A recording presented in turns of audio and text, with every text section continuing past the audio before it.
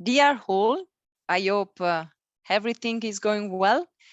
In Milan, it's quite hot today, and it's around 35, 37 degrees. And I'm sure you will find it really interesting this webinar. I'm Agnese. I'm the Professional Development Director at the Northern Italian chapter of a Project Management Institute. And today I have the honor to share the stage with Thomas Walenta, who is our special guest. Thomas is a visionary, a mentor, and an optimistic person, a PMI volunteer for many years, and today he will share with us some reflections on the waterfall methodology and the Agile framework. Thomas, the stage is yours.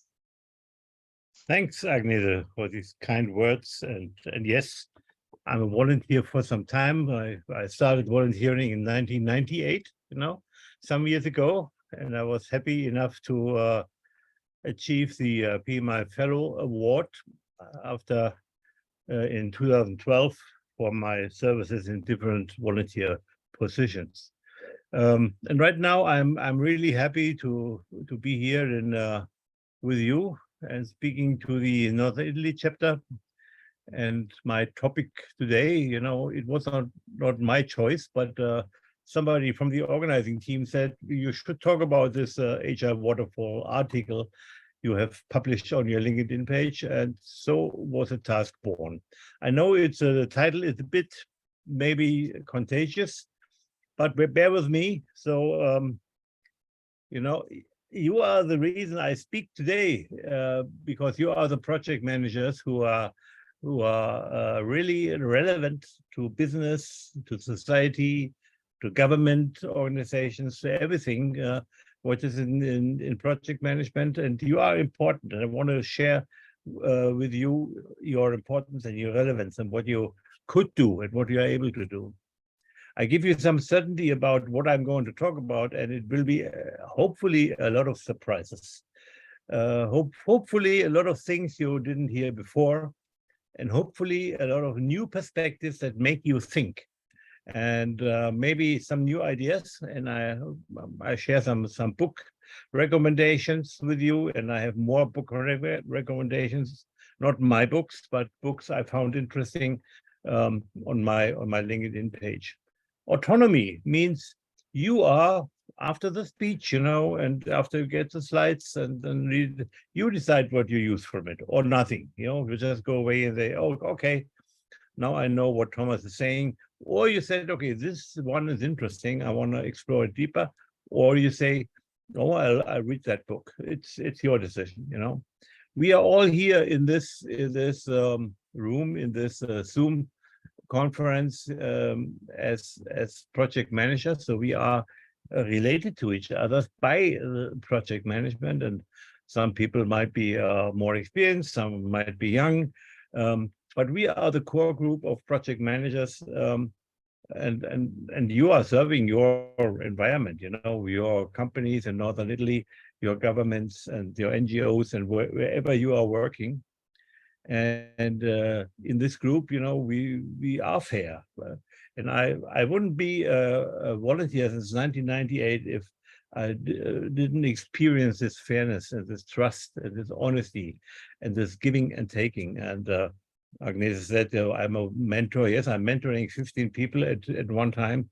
And it's giving back to them. And I don't take money for that. It's just helping people to get better at what they want to do and get wiser.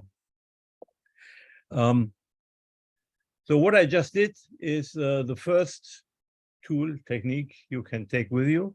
So I talked about these 5 things, these 5 emotions, and these emotions, status, certainty, autonomy, and so together make up the acronym SCARF. And SCARF was invented by David Rock in his book, Your Brain at Work.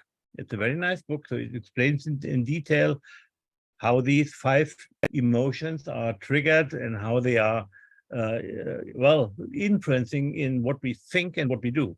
So you can trigger them negatively. So if I if I trigger your status emotion negatively, I say, okay, you are a PMP, but it's worth nothing at all. You know, so many PMPs do failed projects. Why do you think PMP is worthwhile doing it? So you feel bad, you know, it's maybe you have a feel of grumble in your stomach when I do that. Certainty. So, you know, if I create uncertainty, VUCA in you, you know, you might be afraid of something, you know.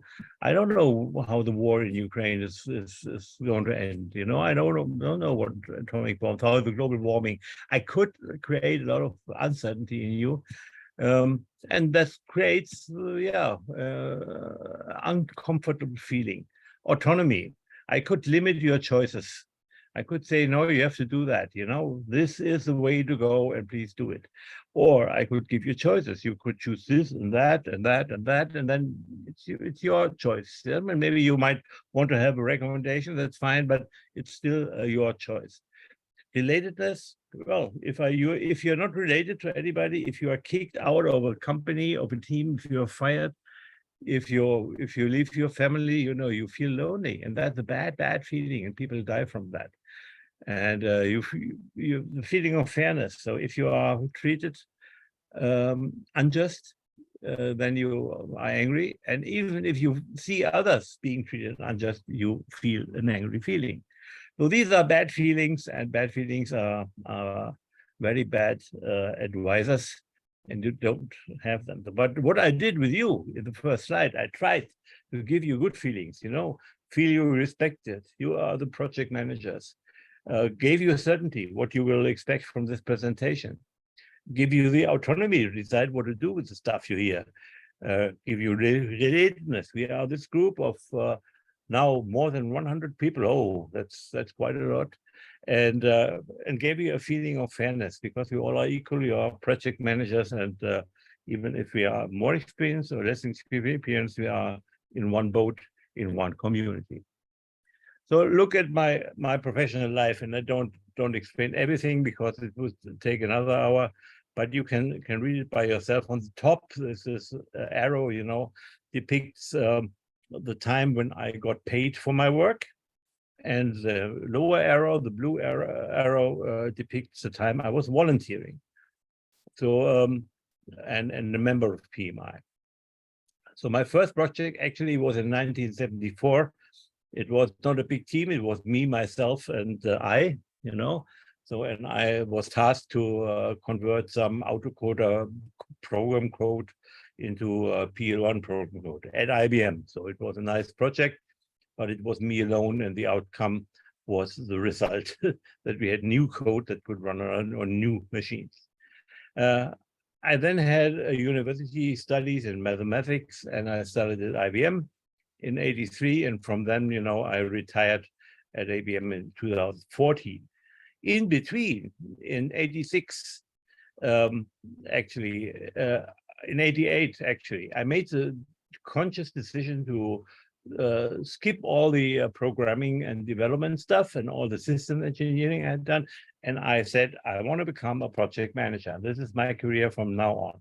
And why did I do that? Because I just finished my first big project with more than 10 million D-Mark at this time. And the customer executive said, you did a marvelous job in communication and holding it together. And said, okay, project management is not about tools, not about whatever processes. Project management is a people business. That's what I recognized at this time. And I said, okay, people business is something you can build your knowledge on. You know, you can create a pyramid of knowledge in people business, which you cannot really create in technical areas or in other areas. And I will talk to you about this triangle here. This was one of my first projects I was working on as an IBMer. And this was, I was a sub-project manager, and it was called ECAS, which stands for Employee Compensation and Accounting System. So this was the payroll, if you want, you know, for all of the about 40,000 people in IBM Germany at this time. It includes the retired people. They all get money from IBM at this time. So, and this project ACAS went for about 2 years. So it was the scope was to calculate the basic salary with some incentives or boni and add-ons, and do the tax and social security costs, and do some travel costs, health insurance, bank transfers, everything. A lot of components in there. And it was doing this job for 40,000 employees, and including the retirees and the widows.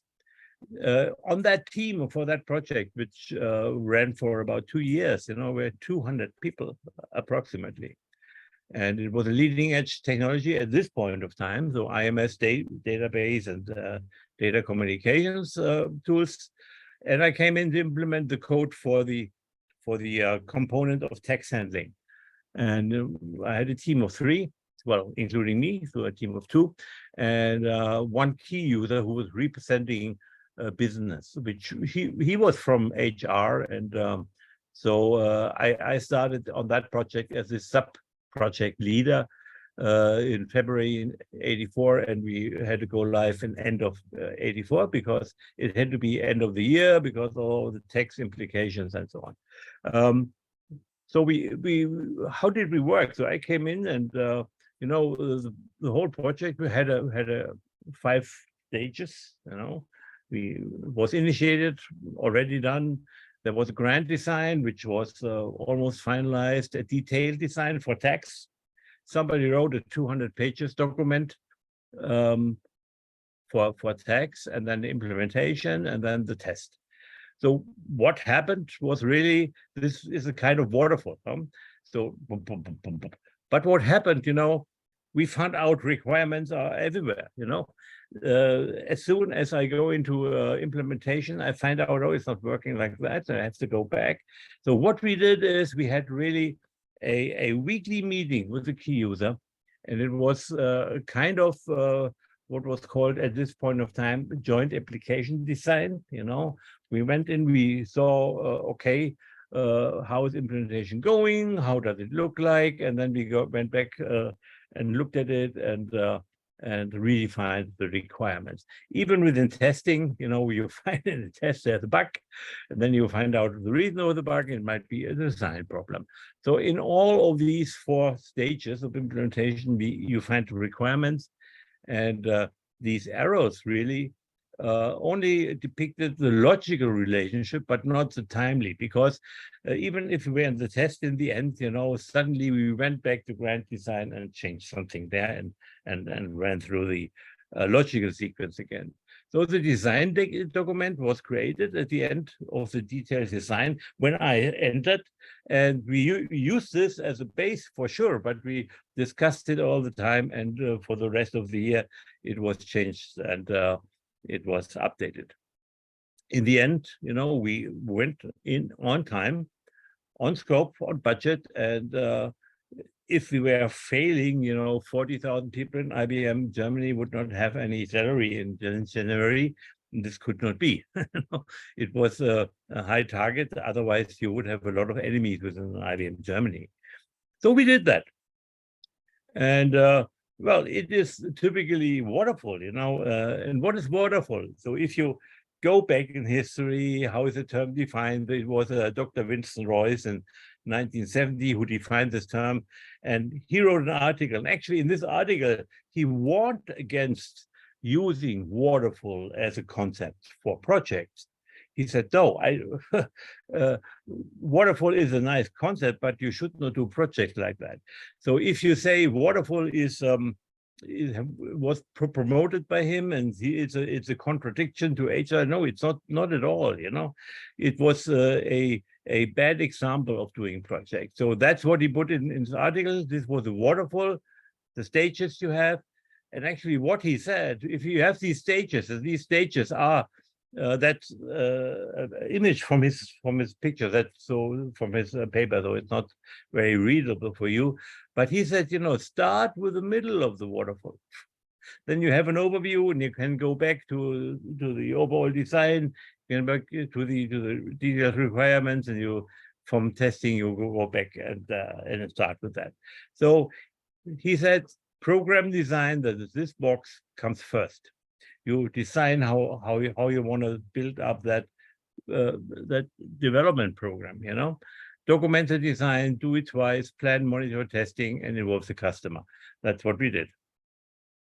And the arrows, he said, depict the logical dependency, not necessarily the timely sequence of what you are doing, the life cycle, what we say.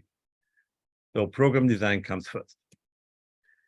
It's a waterfall, you know, and by the way, you might know this waterfall is the Cascata della Marmora. It was created by the Romans, so they started it, and it's a kind of waterfall that only carries water, that only flows, you know, if there is a high water in the river that's feeding it. And it was an artificial waterfall meant to make sure that the swamps are not fed by that river, but the water is turned around these swamps. So, you know, people are always doing good things with waterfalls, and you also should.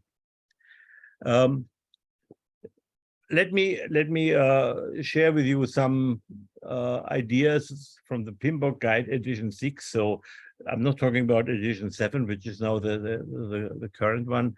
The PMBOK Guide with 750 pages, you know, and you know, I don't know that many people really understand it from beginning to end. But there are some principles in there that are a little bit not hidden, but not well understood in the marketplace, and consultants and people who did not take the time to read it from the beginning to the end, or didn't have the experience. You know, when I got the PMP in '98, I learned from the PMBOK Guide edition 1, and here is edition 6. So, and I had the chance to read every of the edition 2, 3, 4, and so on, and it developed in me, you know, for more than 20 years that I understand this knowledge, and I taught project management for 20 years in university based on this kind of things. By the way, edition 1 was created mainly by a person called Bill Duncan. If you didn't hear of him, he's still alive, and as it happens, he will speak to the Germany chapter next week, next Tuesday. So it's a free seminar. I'm making a little bit advertisement for that. If you want to hear Bill Duncan, he is not often speaking to PMI chapters, but this time he's speaking to the Germany chapter for free. You can look it up on the Germany chapter website, events calendar, and book it. So what are 3 concepts that are very important in the PMBOK Guide, which are often misunderstood? The first thing is there is something like process groups, and these are the process groups.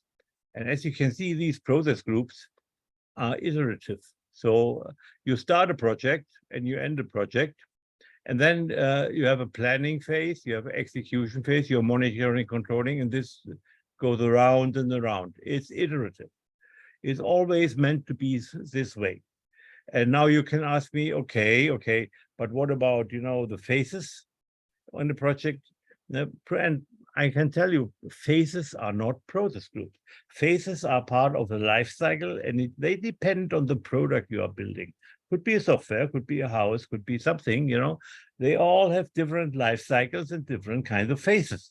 So, but the process groups are what the project manager is concerned with mainly, you know. A project manager writes a charter, does a plan, executes a plan, gets the people on board, you know, and monitors what's going on, does reporting and communication, and then finds out the project is done and goes out.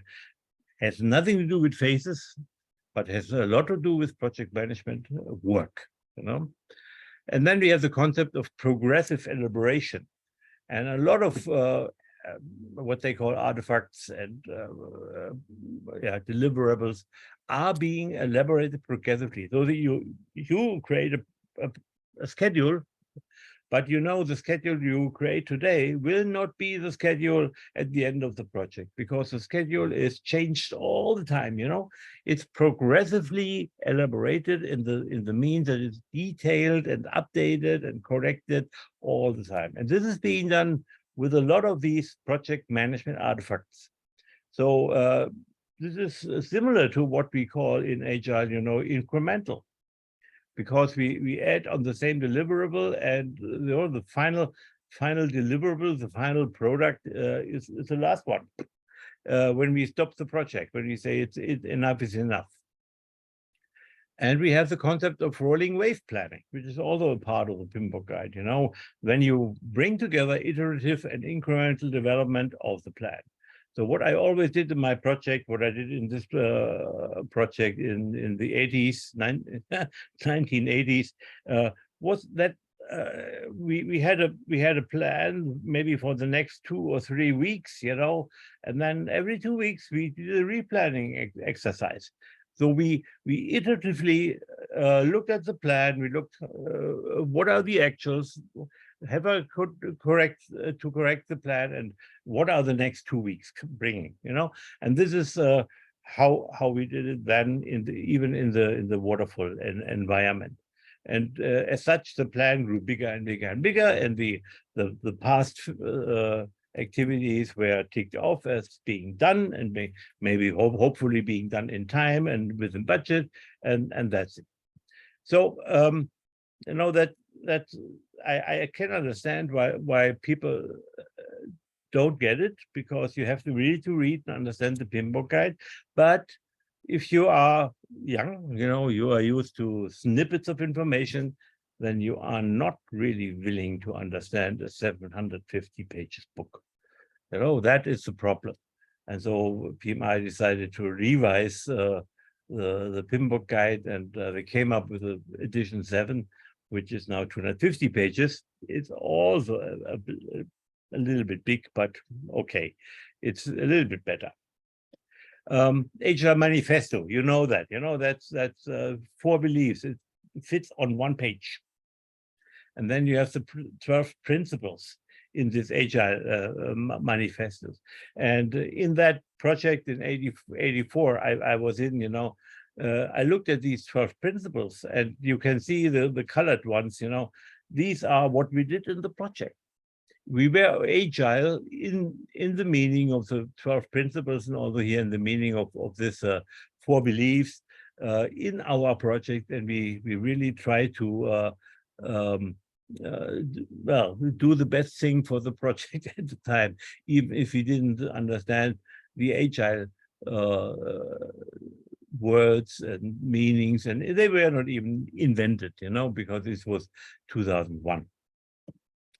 And if you look at the Agile landscape, so there's one example from Deloitte, you can see all these Agile concepts and mental models, and even tools and products you can buy, like SAFe. Here with Scrum, even with Scrum, you have different versions, can do that. So it looks a little bit crowded, and maybe not many people understand this picture, but it's always easy to look at a picture, and then you can look at it for 4 hours, and maybe you'll get more information. But at the first sight, this is VUCA. It's volatile, it's uncertain. When should I apply what? It looks complex because there's a lot of elements and a lot of connections. And there's ambiguity, because, okay, what should I use in which situation? It's not very clear from that. So the question is, if that is VUCA, no, a lot of things are told to us to be VUCA. Are we really accepting that VUCA is a bad thing? That it's complex. We don't like complexity, ambiguity. Let's have a look at the opposite of VUCA, and it's a stability. No, it's not volatile, it's stable. Certainty, it's not uncertain, it's certain. It's simple, and it's clear what's happening, It's a perfect description of the graveyard, So if we are dead, we are opposite of VUCA. So we have opposite feelings with VUCA. We should have. So in volatility, so we like the thrill going down these waves, you know. We have the curiosity looking at uncertain things. You know, we want to find out how is it, you know, we want to explore it. And by the way, we have a gene from the Neanderthals. Some of us have, about 10% of humanity has a gene from the Neanderthals. And this gene is triggering our dopamine reception. And this gene makes us being curious, being adventurous, crossing borders, taking risks. So the entrepreneurs among us and the people who are going out and trying to outer space, you know, going to Mars or whatever, these might have this genes from the Neanderthals, and maybe without Neanderthals, humanity would still be in the meadows. Complexity. So if something is complex, we look at it, we try to make some patterns from it, and we try to figure out what it is. And ambiguity, you know, though we have choices. Without ambiguity, we don't have choices. Yeah? And maybe we decide left way, right way, and maybe it's a wrong decision, but some CEO said there are no wrong decisions. There are just consequences we have to deal with, regardless of what we decide, you know. And you might say, oh, these are very bad consequences, but you know, it's something new, it's VUCA, maybe that's helpful. So positive feelings facing VUCA, look at VUCA as a perception, as your perception, and then say, VUCA is life. You know? If you're dead, you have no opposite of VUCA, but if you are living, you are facing VUCA every day, and you can be happy about that. If VUCA is gone, you know, you are on the graveyard. Now let's come back to this contradiction between Agile and Waterfall, what is often what you find on LinkedIn and other posts, you know, other things. What is project management? Is it Agile or Waterfall or hybrid? So hybrid from biology, you can Wikipedia it, you know, it's combining the qualities of two organisms, of two species, maybe, yeah? And hybrid PM is defined as a mix of Waterfall and Agile components, similar components. So are these qualities, components. And often Agile Waterfall, these two words are presented as opposites, you know, as dichotomy. And if we look at the whole space of project management, so we have the Agile bubble, and then we have the things that are not Agile, and they are, well, not Agile, they are whatever you say is bad, or what do you feel about it? But it's part of project management. And if you look at the amount of, you know, what it is, the PMBOK guide edition, I said 750 pages. The Scrum guide and the manifesto, 4 pages. So no, that's, and if you look at the PMP exam preparation, which takes 200 and more hours. So, and from the students I had in my classes, maybe I was a bad teacher, and maybe you had a better teacher, and it took you only 100 hours. But that's my rule of thumb: 200 hours. Scrum Master, you sit there for 2 days and you make the exam.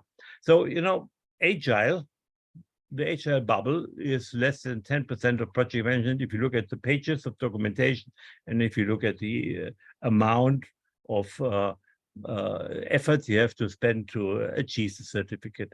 And by the way, there are some theories saying, you know, to become an expert in any kind of area, you know, you have to spend at least 10,000 hours, and none of this is really close to that.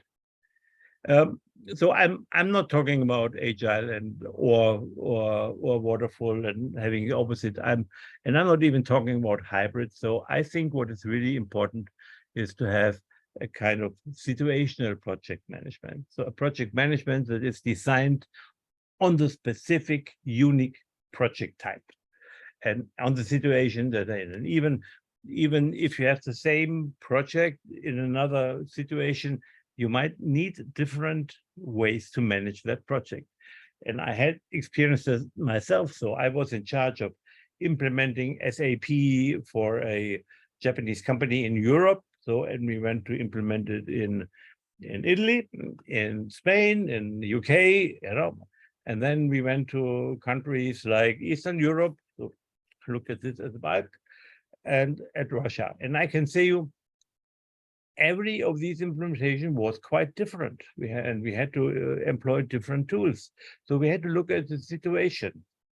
And we had to look what is the cultural environment, what is the environment in terms of interfaces to other tools, of legislation. So many different things that really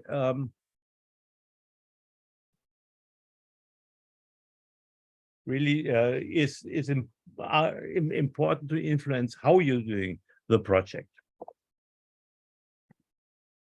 So let's look at situation. What is the situation in context? And you have a problem, and the situation, the context is a cloud around the problem. The cloud is VUCA in itself. It's not clearly defined. You might extend the cloud, you might narrow it down. So situational awareness is a model that was documented by Ensley in 95 and in 2000 again, and it was used by the military, and the concepts even were used by the military in China. Sun Tzu, before 500 before Christ, when he wrote his books. The situational awareness is needed to understand and to frame the problem or the project. So there are at least 3 big situations you have to look at. The social context, and we call it stakeholder analysis, and we call it culture. So how does your project fit into that culture with the stakeholders? You are good with the users, with the people who are providing the funding and so on. So this is different in different social contexts. I can tell you a project in the UK was different from a project in Italy, and the project in Italy was different from a project in Russia. So from the social context alone, culture, stakeholder analysis, and how you could deal with the people, influence the people. Then we have the temporal dependency. If you do a project, my first rollout was quite different from my 10th rollout in SAP, because I had the experience. It was later, we had some habits and some things, some understandings how we do things, and we learned. So if you learn, that's a temporal dependency. And even you can see it if you build a road in summer. It's a little bit different from building a road in winter time because of the weather and the other environment you have there. So always include the temporal context of your project and the physical context. So how is your project connected to other things, around the project and around other systems that are in the project. So this situational awareness may lead to different strategies in the project, may require that you are adaptive, that you have a what they call externally directed consciousness. So your understanding, your model of the project is very much directed from the outside, not from within the project. But it is also required for decision making. If you only make decisions taking into account the information from the project, you will likely fail. You have to look at the outside. And yeah, so this is certainly something that the military was using some time ago. Let's talk about problems. We had problems in the core problems projects. Projects are problems because what is a problem? No, a problem exists if you do not know what to do. And this was quoted from a guy called Wheatley. So it's a project also. If a project is, I give you a target and then nobody knows what to do. And then maybe, yeah, you come back and you elaborate, you think about, you have scenarios, different ways of thinking. So a problem is when you are insecure about how to go forward. And insecurity is a human emotion, which might be negative. Remember the VUCA thing, but it's also something we can deal with, you know. All of life is problem solving. That's Karl Popper was saying, you know, and that's why I was saying your life is VUCA. VUCA is your life, you know, better deal with it. And then Akov said, I find this quote amazing, you know, it is better to dissolve a problem than to solve it. So solving a problem means that you find solutions and select solutions and try it out and so on. Dissolving means the problem goes away. It's just no longer existent. And so how can you make a problem go away?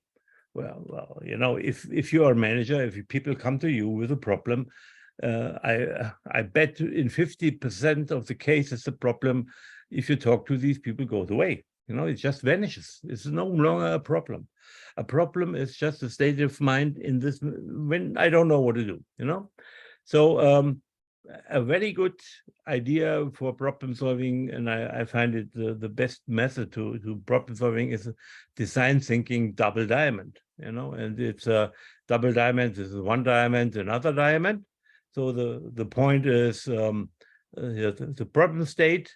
So you diverge thinking, you find the context, yeah, and the different ways to look at problems, and then you come to a conclusion, and the best conclusion is there's no problem anymore. Or if there's a problem, you have a better understanding of the problem and its context. And then only then you start to find, again, by divergent thinking, find solutions, options, perspectives, and then prototype and come to solving. So the context is very important, and the perspectives for the options are what you're looking at in the second step. Perspectives. What are perspectives? Yeah, well, you're in Italy, you know what a football is, but maybe somebody on the island of Java, never seen on TV or whatever, looks at this 6 dots and says, I have no idea what it is, you know, but we know it's a football, you know, and why do we know? Because our brain completes the data we have from our eyes, 6 black dots. We always make decisions like that. Our brain completes what we have on data input. So it's a fallacy to think that decisions are made data-driven, you know, because this is the data. This is what we imagine from that data.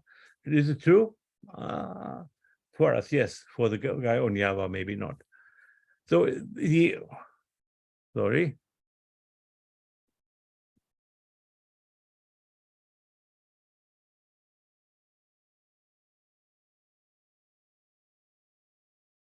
So the ability to change perspective is a very, very important competency. It helps us stay mentally healthy. So if you only see one perspective, one way, one black, bad thing, you know, and you stick to it, you probably will go mentally sick or even die. But you are not resilient. You can only be resilient if you have different perspectives. If you can find different perspectives, not only one or two, maybe more, you know. So the ability to change perspectives lets us find solutions, be creative, anti-fragile. Anti-fragile meaning not only be resilient to withstand any pressure, but to find new ways out of pressure, you know. Let us live together, show empathy. How do you want to show empathy and live with others without acknowledging that they might have a different perspective? And then maybe come in a discussion and so on, but you have to understand what their perspectives are. And sorry for that. And a very important thing is perspectives are mindsets. So if I hear the advice, you have to do this and that, a mindset, you know. No, a mindset is a perspective, and you have to have the mindset that is appropriate for the situation, you know, and the problem, and then you can choose your mindset. And maybe sometimes mindsets are appropriate that are not to the prescribed mindset, you know, of this whatever. I want to share you one idea how you can get to a little bit more perspectives. So, you know, the three-legged stool, it's balanced out. It does not shift. Triskel is a sign. I came over in France and Brittany because all these Stone Age guys, you know, they already developed this three-legged spiral, Triskel. And we know that sustainability, you know, we have this ESG, environmental, social, and governmental, triple bottom line, P3, how we call it. If you talk about sustainability, we have three components. Trinity, God, Father, and Father, Son, and Holy Ghost. We have governance of organizations, of states, you know, of organizations. You have the owners, we have the board, and you have the executives. This is a three-legged stool that makes the governance of organizations stable. And we know the PMI triangles, you know, and three-legged stools. And we have democracy. Democracy, the trias politicas, you know, with executive, legislative, and jurisdiction. So what does it make? The power of three is it provides balance, compromise, stability, sustainability, and it also provides some values like community, fairness, honesty, and so on. Agnes is giving me 2 more minutes. The stage is yours. Take your time. Thank you. Thank you. So let's talk about a human aspect because we now talked about concepts. You know, now a more human aspect, and I find this tribal leadership concept of David Logan very insightful. So what he says, you know, there are tribes or teams, if you want to say teams, you know, and this is a pyramid, you know, and the best performing teams are the teams on stage 5. But there are not only 2% of all teams are on the stage.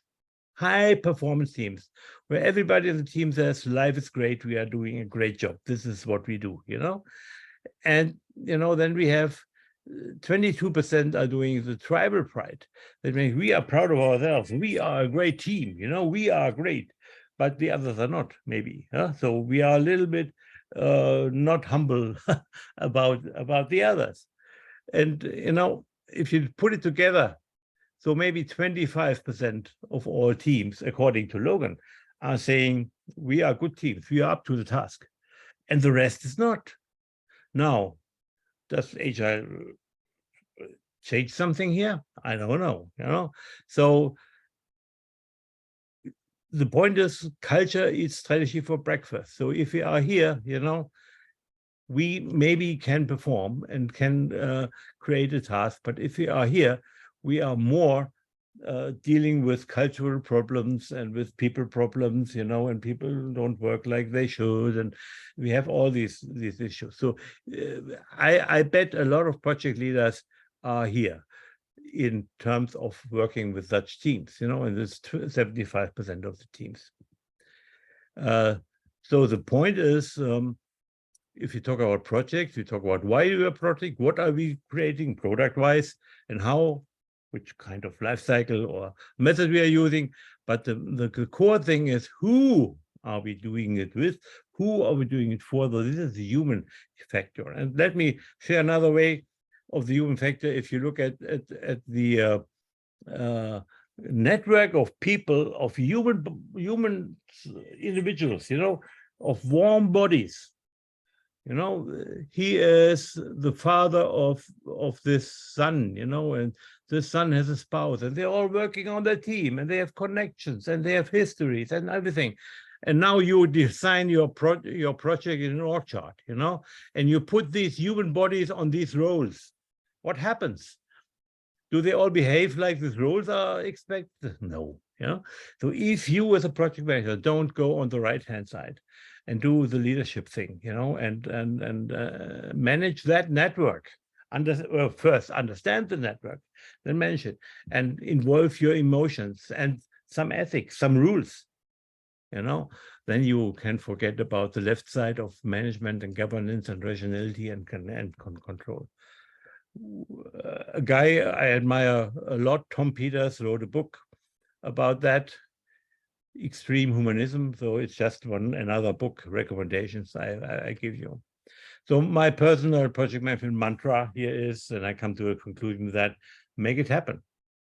So if I'm asked to run a project, let's make it happen. You know, project management is indeed people business. You know, so the point is I want to reduce insecurity or increase security for all. You know, for the users, for the team, for the sponsor, for the customer.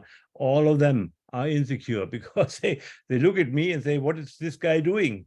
How can we reach that coast? And I tell them on one page, simple, not VUCA, you know, reduce VUCA, reduce fear. So which is creating psychological safety, offer perspectives and influence on an ethical way. Communicate, preempt VUCA. Yeah, so fight VUCA before it's, because VUCA is a perception of these guys. They should not be afraid of what's coming. It's just a normal life and business project. So we create a high level plan. Why do we do that? Creating a plan, because it makes people secure. What are we doing in the next few weeks or months or year or whatever? Show approaches, how we handle the problems, how we handle difficulties, and why we communicate. Reduce complexity. In one word, make it happen.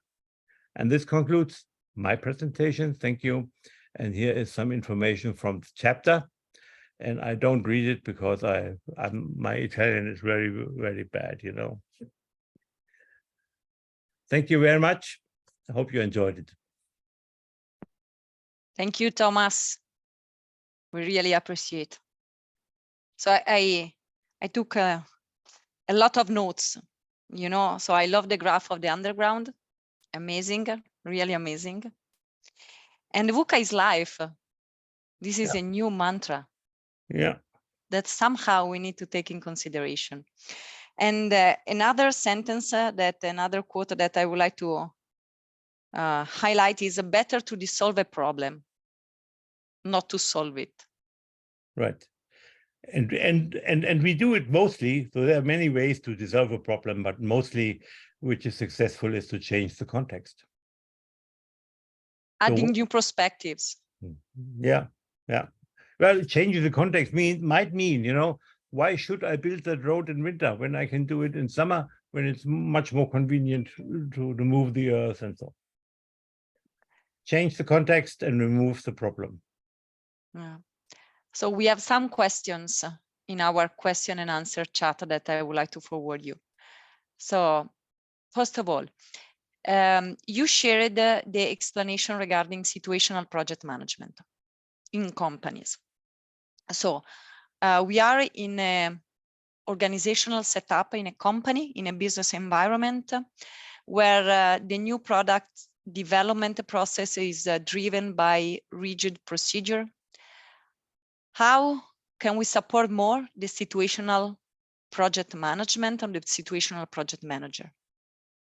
Well, yeah, situational project managers is not a new term or it's not a new concept, and we know it. Everybody said you have to tailor your project. You know, even the methodology in rigid procedures, there is something. What they always say: take it and then adapt it to your project, and that situational thing and how far you drive it. You know, it depends on how you understand the situation and how you understand the need to change this rigid procedures to something that is there. I understand that there are sometimes very rigid procedures, like in nuclear projects or where documentation is required, and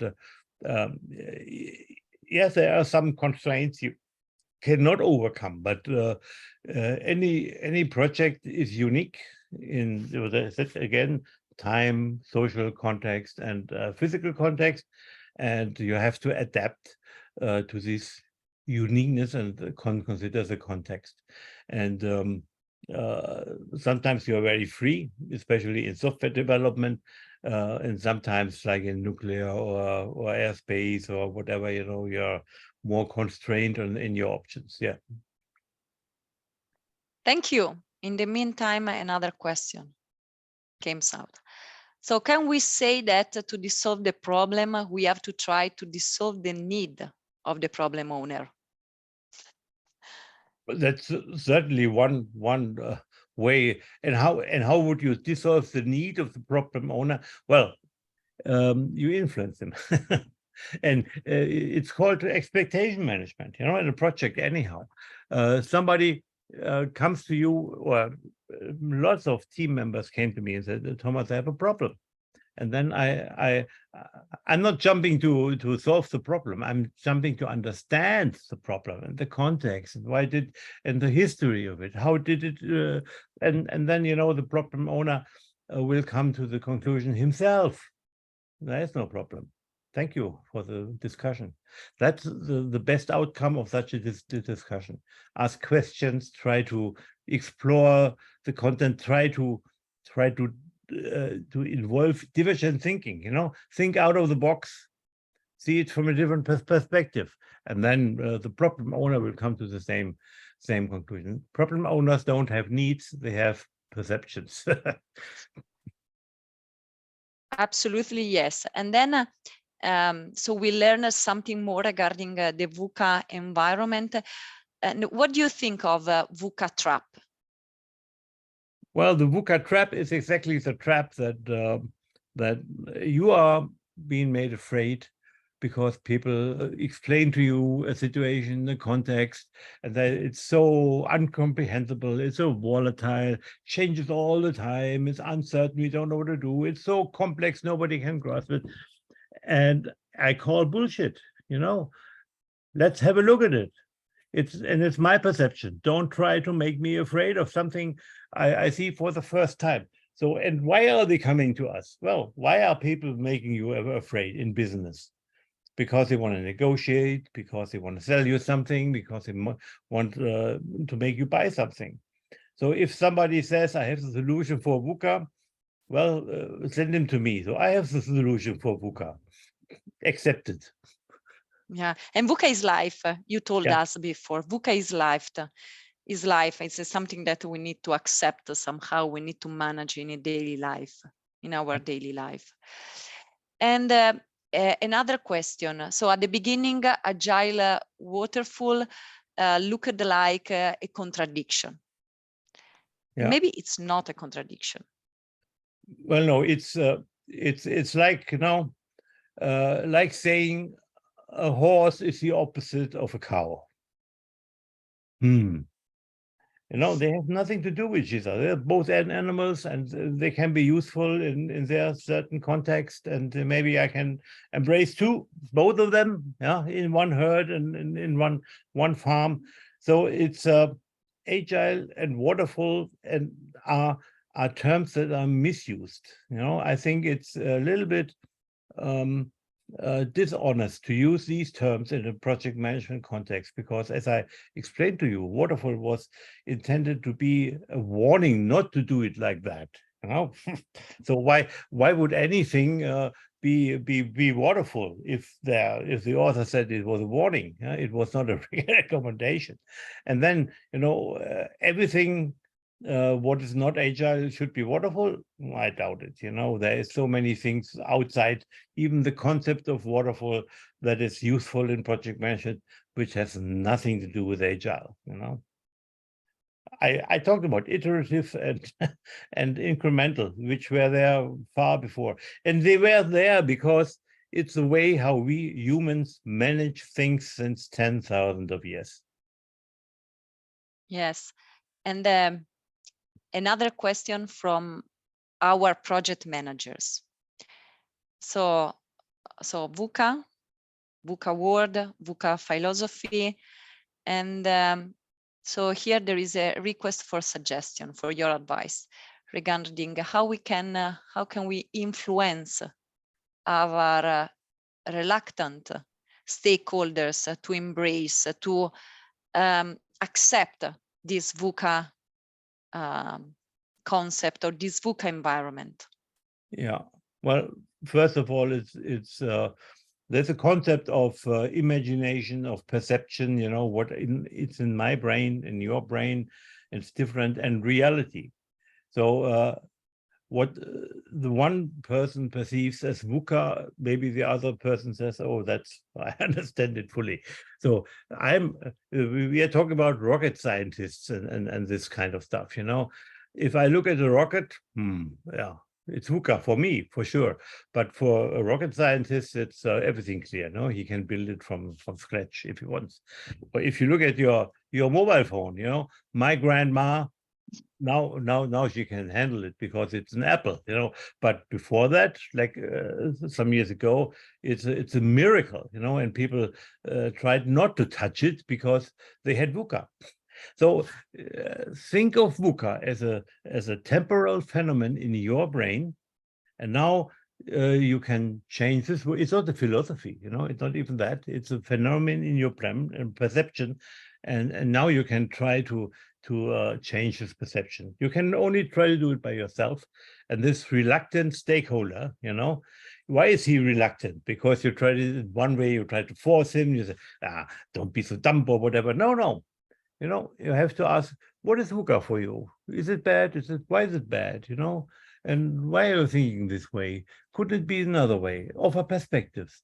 Open the thinking, you know, out of the box, divergent thinking. That's what you should do. Thank you for this suggestion. And you know, coming back to the graph of the underground, which is the main result, the main takeaway that we can bring at home today. From the graph of the underground, I would say forget about it. Okay. It's exactly an example of people trying to create VUCA. So they created this graph and said, look how complex it is. You need my consultants in your business, and I charge 3,000 euro a day. Great. And thank you for this additional suggestion. We don't have any additional questions. And yes, now we have the final survey for all our attendees. And maybe I can read for the audience the final slide. Yes, as you may know, if you have already shared with us your ID PMI, the PDU for this event will be uploaded in 10-15 days. And so thank you for Thomas, because he will share with us the presentation. And if you would like to receive all the materials, you can write an email to Evans, and we will try to answer as soon as we can. And for any other questions or thoughts, please write to Evans as well. So maybe 2 or 3 minutes to complete the survey, and then we will happy to share this survey with Thomas so we can grow together. And we hope also to have Thomas next year with us again, maybe with some additional insights, thoughts from your side, Thomas. And Pantarei. All the best. Yeah, and thank you very much. And I enjoyed this small speech. I'm happy to come back. Thank you very much. Thank you very much for the audience, and see you next week for the lunch at Nick. Have a great afternoon.